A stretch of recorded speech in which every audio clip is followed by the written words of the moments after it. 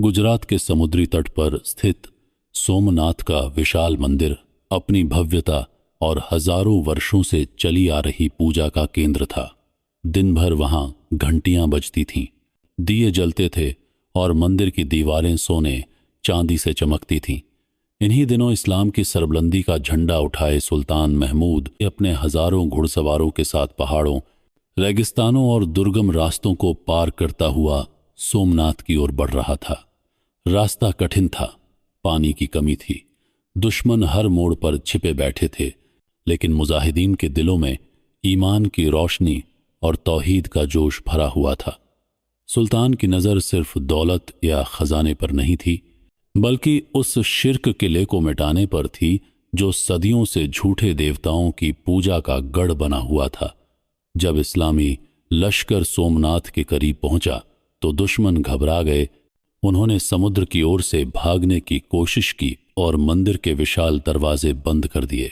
पुजारी और राजा महाराजा मंदिर में इकट्ठा होकर अंतिम पूजा में लीन हो गए।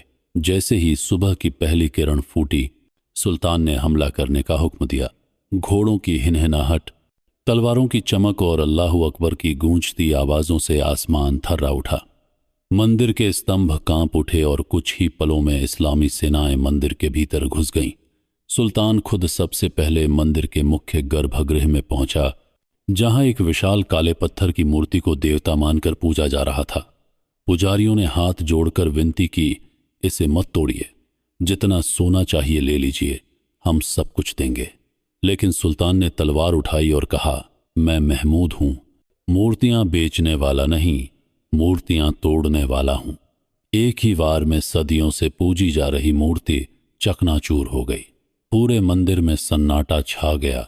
सिर्फ तौहीद, एक ईश्वर की सत्ता की गूंज बाकी रह गई।